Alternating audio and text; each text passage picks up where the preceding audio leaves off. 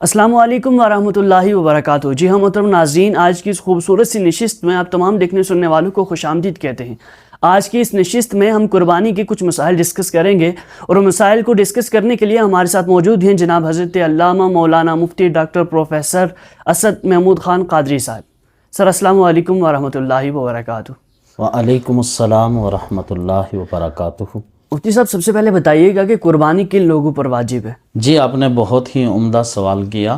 دیکھیں، قربانی جو ہے ہر صاحب استطاعت جو قربانی کے ایام میں جو قربانی کی استطاعت رکھتا ہو اس پر قربانی واجب ہے۔ البتہ اس کی شرائط ہیں کہ وہ مسلمان ہو، عاقل ہو، بالغ ہو، مقیم ہو، مسافر نہ ہو۔ جو سفر پر روانہ ہو اس پر قربانی واجب نہیں، جو اقامت پذیر ہو اس پر قربانی واجب ہے کہ جب اس کے پاس ایام قربانی کے دنوں میں اتنا مال ہو جائے کہ وہ صاحب نصاب بن جائے تو اب اس پر قربانی واجب ہے۔ ایسا بتائیے گا، اگر کسی شخص پر قربانی واجب نہیں ہے مگر پھر بھی وہ قربانی کرتا ہے تو کیا اس قربانی کا اسے اجر و ثواب ملے گا؟ آپ نے جو سوال کیا یہ اکثر لوگ پوچھتے ہیں۔ جس پر تو قربانی واجب ہے اس پر قربانی دینا، اس کی ادائیگی کرنا مستلزم لازم ہے۔ البتہ اگر کوئی نفلی قربانی کرتا ہے، یعنی ایصال ثواب کی نیت سے اپنے مرحومین والدین کے ایصال ثواب کے لیے، تو وہ جائز ہے اور ایصال ثواب کی نیت سے قربانی کی جا سکتی ہے، اس میں کوئی شرعی قباحت نہیں ہے۔ البتہ جس پر واجب ہے پہلے وہ خود واجب ادا کرے، اور اس کے ساتھ اگر وہ اپنے والدین کو یا اپنے اہل خانہ کی طرف سے قربانی ادا کرے گا یا کسی کو ایصال ثواب کی نیت سے، تو وہ نفلی قربانی ہوگی۔ اچھا مفتی صاحب، بتائیے گا کہ قربانی کے لیے نصاب کیا ہے اور اس کی شرائط کیا ہیں؟ قربانی کا نصاب جو ہے وہ وہی نصاب ہے جو زکوٰۃ کا نصاب ہے۔ البتہ زکوٰۃ پر 1 سال گزرنا شرط ہوتی ہے، لیکن جو قربانی ہے کہ اگر وہ قربانی کے ایام میں اس نصاب کو پہنچتا ہے تو اس پر قربانی دینا مؤکد ہو جاتی ہے، واجب ہو جاتی ہے۔ اور 52.5 تولے چاندی یا اس کی قیمت یا 7.5 تولے سونا۔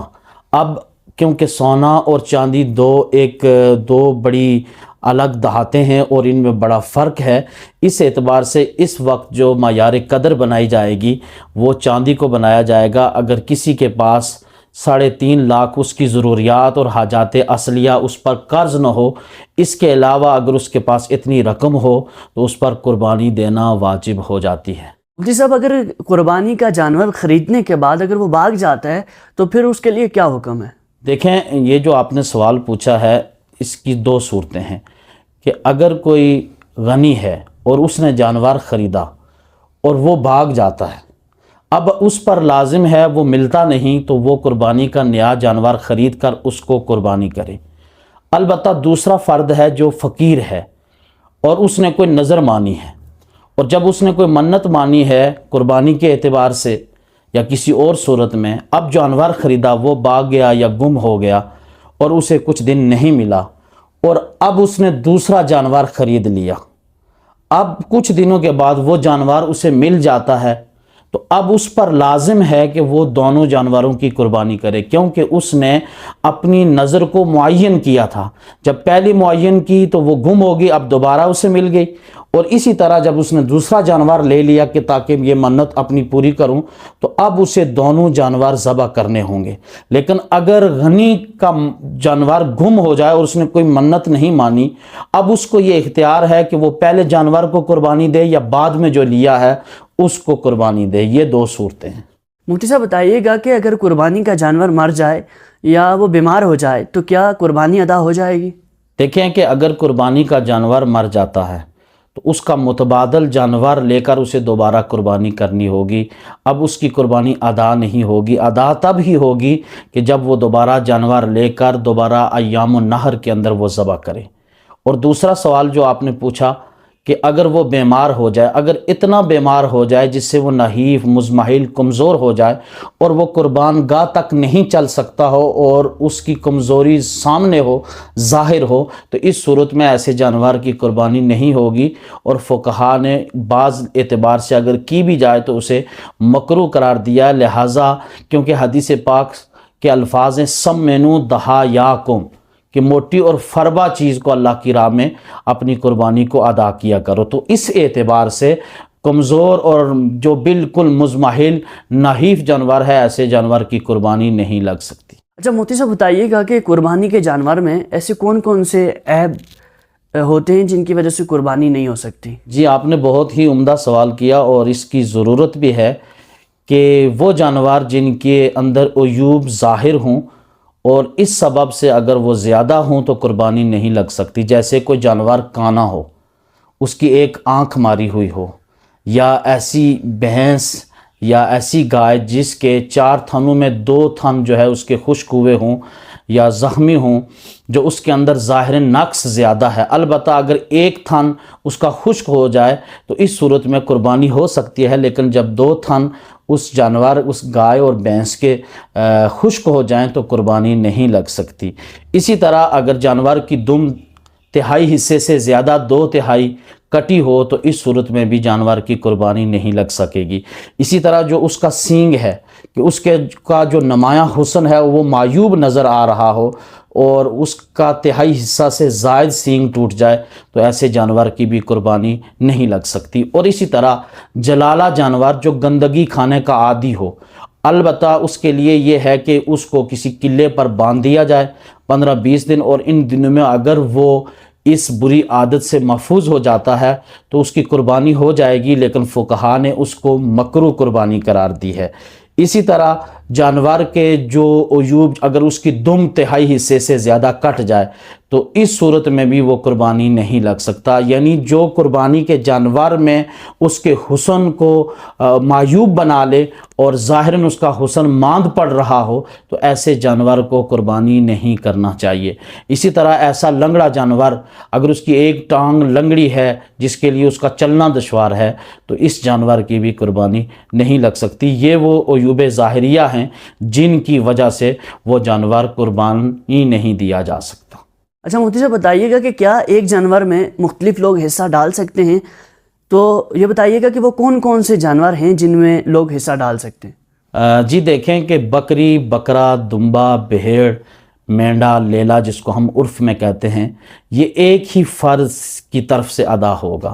البتہ جو گائے ہے، بھینس ہے، بیل ہے، بھینسا ہے یا اونٹ ہے، ان کی الگ الگ عمریں ہیں۔ اس اعتبار سے بڑے جانور کے اندر 7 افراد حصہ لے سکتے ہیں، اور گائے کی عمر جو ہے وہ 2 سال سے زائد ہو، اور اسی طرح اونٹ کی جو عمر ہے وہ 5 سال سے زائد ہو۔ البتہ جو دمبا ہے یا دمبی ہے، اگر وہ 6 مہینے کا سال بھر جتنا دکھائی دیتا ہو تو اس کی قربانی جائز ہے، اور ویسے بہتر یہ ہے کہ اس کی عمر سال ہو۔ بکری اور بکرا اگر اس کے ایام اس سے کم ہوں تو ایسے جانور کی قربانی نہیں ہو سکتی۔ اس لحاظ سے ہاں، البتہ کسی جانور کی عمر پوری ہو اور اس کے ابھی دانت اس طرح واضح نہ ہوں جو اس کے 2 سال کے نمایاں ہوتے ہیں، تو اس کا مالک یا گھر والا شہادت دیتا ہے کہ میرا یہ جانور 2 سال سے کی عمر سے زائد ہے، البتہ اس کی جو نمایاں نشانی ہے وہ واضح نہیں ہے، تو اس اعتبار پر اس کی شہادت پر اعتماد کرتے ہوئے، بھروسہ کرتے ہوئے اگر جانور دیا جائے گا تو وہ قربانی لگ جائے گا۔ مفتی صاحب بتائیے گا کہ قربانی کے لیے افضل جانور کون سا ہے؟ قربانی کے لیے افضل جانور وہ ہے جو زیادہ حسین ہو اور موٹا فربا ہو اور طاقتور ہو اور خوبصورت ہو۔ خوبصورت ترین جو جانور اللہ کی راہ میں قربان کیا جاتا ہے وہ قربانی کے لحاظ سے زیادہ فضیلت اہمیت رکھتا ہے۔ مفتی صاحب کیا قربانی اپنے مرحوم والدین یا مرحوم عزیزوں کی جانب سے کی جا سکتی ہے؟ جی بالکل، ان کے ایصال ثواب کے لیے قربانی ہو جائے گی، لیکن وہ نفلی قربانی ہوگی۔ اپنے والدین کے ایصال ثواب کے لیے یا کسی بھائی کے لیے یا کسی بھی رشتہ دار کے لیے اگر قربانی کی جائے گی تو نفلی قربانی ہوگی اور اس کو پورا ثواب ملے گا۔ مفتی صاحب بتائیے گا کہ قربانی کا وقت کب شروع ہوتا ہے اور کب ختم ہوتا ہے؟ جی قربانی کا وقت جو ہے یہ 10 ذی الحج جو شہر میں لوگ ہیں ان کا نماز عید الاضحیٰ کے بعد سے لے کر 12 ذی الحجہ کی نماز عصر تک یعنی مغرب سے پہلے وہ جانور قربان کیا جا سکتا ہے، لیکن سب سے افضل اور اولا یہ ہے کہ پہلے دن جو قربانی دی جائے وہ ثواب کے اعتبار سے زیادہ افضل اور بہتر ہے، اور دوسرے دن اس سے ثواب کم ہے، اور تیسرے دن اس سے ثواب کے اعتبار سے کمی ہے، لیکن پہلے دن قربانی کرنا یہ سب سے زیادہ فضیلت والا عمل ہے۔ مجھے صاحب بتائیے گا کہ اگر کسی شخص نے قربانی اس پر واجب تھی اور قربانی کے دنوں میں اس نے قربانی نہیں کی تو بعد میں اس کے لیے کیا حکم ہے؟ جی، آپ نے بہت ہی عمدہ سوال کیا کہ اگر کسی آدمی پر قربانی واجب تھی، اب وہ قربانی کے دنوں میں قربانی نہ کر سکا، اب جب قربانی کے دن گزر گئے، اس کی حیثیت ہو گئی، وہ کسی عارضہ کی وجہ سے سبب سے نہیں کر سکا، تو اب اس پر لازم ہے کہ وہ قربانی کے جانور جتنا جانور لے کر یا اس کی قیمت کو صدقہ کر دے۔ تو جب صدقہ کرے گا تو اصل کی اعتبار سے تو اس کی قربانی واجب تھی، لیکن صدقے سے اس کا وہ بدل بن جائے گی۔ مودی صاحب اگر کوئی عورت مالک نصاب ہے تو کیا اس پر بھی قربانی واجب ہوگی؟ جی، عورت وہ جس کے پاس 7.5 تولے سونا یا 52.5 تولے چاندی اور اس کے پاس زائد رقم ہو، اور اگر وہ جاب ہولڈر ہے تو اگرچہ وہ اس کا نان نفقہ شوہر کے ذمہ ہے، لیکن بہر صورت اس پر لازم ہے کہ وہ الگ سے قربانی کرے، کیونکہ اللہ تعالیٰ نے اس کو متمول بنایا ہے اور غنی بنایا ہے۔ اب وہ جب قربانی کرے گی تو اسے اجر و ثواب بھی ملے گا، اور اس سے خوشحالی میں مزید بڑھوتری بھی ہوگی، اور ایسی قربانی کرنا چاہیے، اور خواتین بھی الگ سے قربانی کر سکتی ہیں۔ مودی صاحب بتائیے گا کہ قربانی کا گوشت تقسیم کرنے کا مسنون طریقہ کار کیا ہے؟ قربانی کے گوشت کو تقسیم کرنے کا مسنون طریقہ کچھ یوں ہے کہ بہتر تو یہ ہے کہ قربانی کے جانور کے گوشت کے 3 حصے کیے جائیں۔ ایک حصہ اپنے لیے رکھا جائے، دوسرا حصہ رشتہ داروں کے لیے رکھا جائے، اور تیسرا حصہ فقراء مساکین کے لیے رکھا جائے۔ اگر کوئی شخص اتنا غریب ہے، وہ قربانی کرتا ہے اور اس خود محتاج ہے، اس کے گھر میں زیادہ ضرورت ہے، تو وہ خود بھی سارا گوشت استعمال کر سکتا ہے، لیکن بہتر یہ ہے کہ 3 حصے کیے جائیں، اور ان 3 حصوں میں ایک اپنا حصہ اہل خانہ کے لیے رکھا جائے، ایک رشتہ داروں کے لیے اقارب کے لیے رکھا جائے، اور ایک فقراء غریب مساکین جو معاشرے کے اندر افراد ہیں ان کے گھروں تک گوشت پہنچایا جائے۔ البتہ گوشت پہنچانے میں یہ احتیاط کی جائے کہ صرف 2-4 بوٹیاں نہیں بلکہ اتنا گوشت بھیجا جائے تاکہ اس کے گھر کا ایک وقت کا سالن بن جائے۔ ہمارے ہاں یہ ہوتا ہے کہ لوگ اخبار کے ٹکڑوں کے اندر گوشت 2-3 بوٹیاں ڈال کر پورے محلے کے اندر بیچتے ہیں تاکہ لوگوں پر عیاں ہو جائے کہ فلاں شخص نے قربانی کی ہے، تو یہ بہتر نہیں ہے۔ بہتر یہ ہے کہ آپ اتنا گوشت اس کے گھر، فقیر کے گھر، اپنے رشتہ دار کے گھر بھیجیں تاکہ وہ اس گوشت سے ایک وقت کا سالن بنا سکے۔ اچھا مفتی صاحب، کچھ ملحد ایتھیسٹ اعتراض کرتے ہیں کہ جو 3 دنوں میں، قربانی کے دنوں میں جو جانور قربان کیے جاتے ہیں تو بے فضول بے مقصد ان کو ذبح کیا جاتا ہے، انہیں تکلیف پہنچائی جاتی ہے، تو اس بارے میں قرآن و سنت کی روشنی میں رہنمائی فرمائیے گا۔ جی، آپ نے بہت ہی عمدہ سوال کیا ہے۔ دیکھیں کہ جو ملحدین ہیں یا ایتھیسٹ ہیں وہ کہتے ہیں کہ سلاٹرنگ آف اینیمل کہ 3 دنوں کے اندر پوری دنیا کے اندر مسلمان جانوروں کا ضیاع کرتے ہیں، تو ان جانوروں کا بدل کسی غریب کی شادی میں کسی ضرورت مند کو پیسے دے دیے جائیں۔